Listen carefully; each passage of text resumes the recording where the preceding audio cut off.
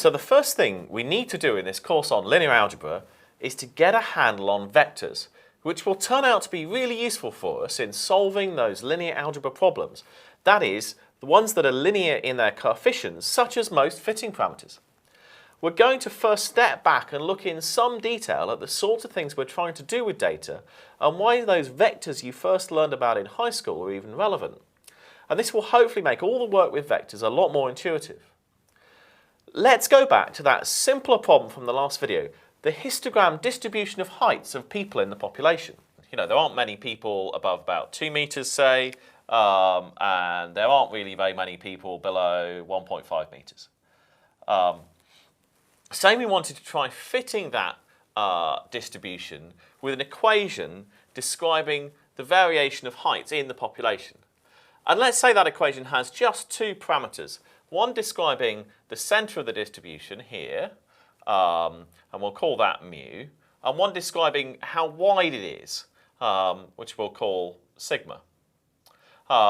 So we could fit it with some curve that had two parameters,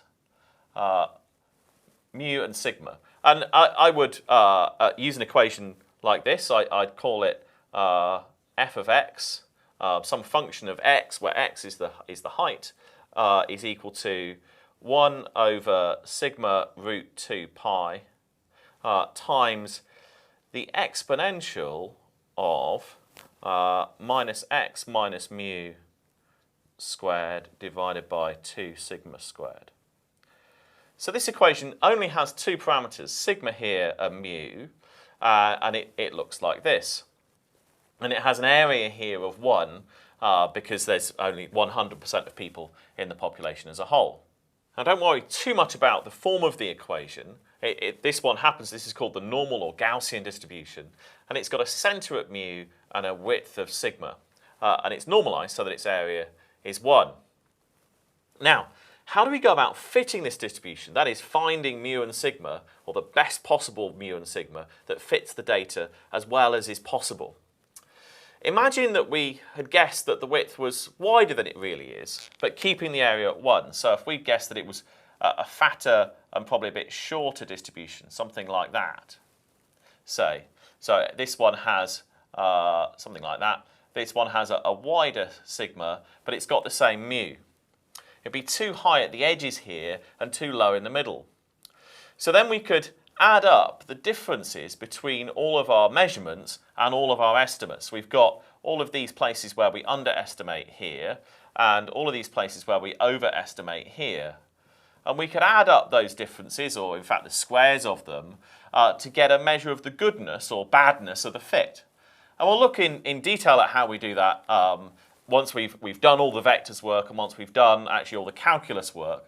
Then we could plot how that goodness varied as we change the fitting parameters sigma and mu.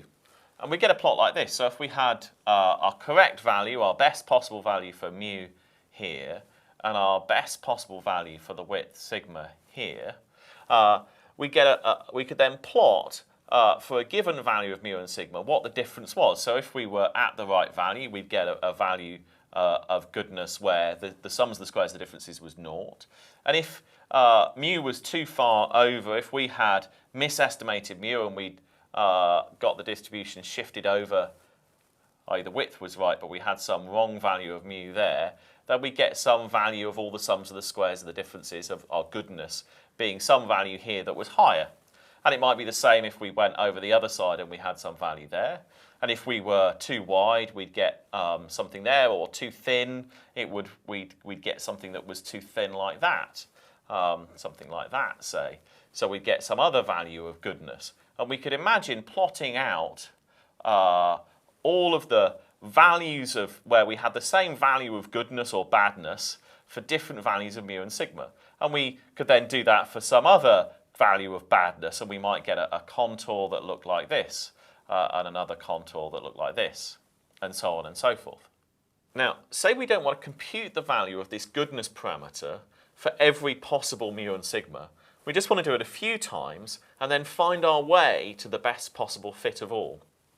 So say we started off here, with some guess that was too big a mu and too small a width. We thought people were taller than they really are and that they were tighter packed in their heights than they really are. Well, what we could do is we could say, well, if I do a little move in mu and sigma, then does it get better or worse? And if it gets better, well, we'll keep moving in that direction. So we could imagine making a vector of a change in mu and a change in sigma. And we could have our original mu and sigma there, and we could have a new value u prime, sigma prime, and ask if that gives us a better answer, if it's better there, or if mu prime, sigma prime took us over here, if we were better or worse there, something like that.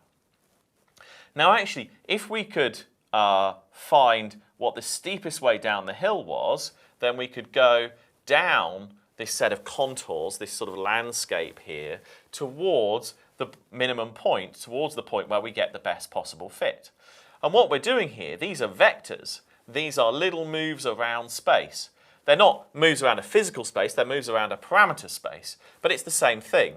So if we understand vectors and we understand how to get down hills, that sort of curviness of this value of goodness, that's calculus, then once we've got calculus and vectors, we'll be able to solve this sort of problem. So we can see that vectors don't have to be just geometric objects in the physical world of space. They can describe directions along any sorts of axes. So we can think of vectors as just being lists. If we thought of the space of all possible cars, for example, so here's a car, there's its back, there's its window, there's the front, something like that. There's a car, there's the window. We could write down in a vector all of the things about the car. We could write down its cost in euros, we could write down its emissions performance in grams of CO2 per 100 kilometers, we could write down its NOx performance, how much it polluted our city and killed people due to air pollution.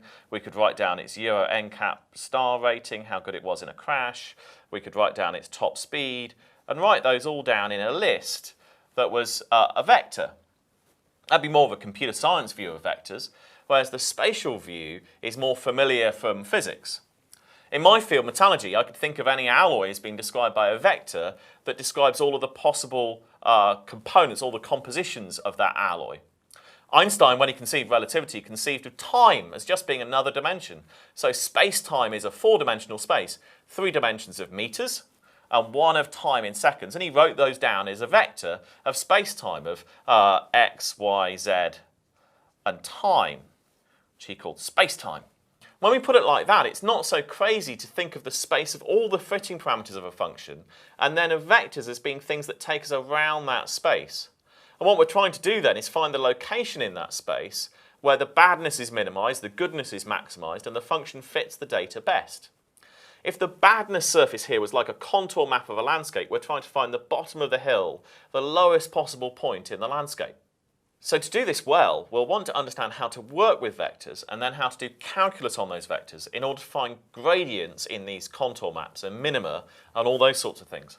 Then we'll be able to go and do optimizations, enabling us to go and work with data and do machine learning and data science. So, in this video, we've revisited the problem of fitting a function to some data, in this case, the distribution of heights in the population. What we've seen is that the function we fit, whatever it is, has some parameters, and we can plot how the quality of the fit, the goodness of the fit, varies as we vary those parameters. Moves around these fitting parameter space are then just vectors in that space of fitting parameters. And therefore we want to look at and revisit vector maths in order to be able to build on that and then do calculus and then do machine learning.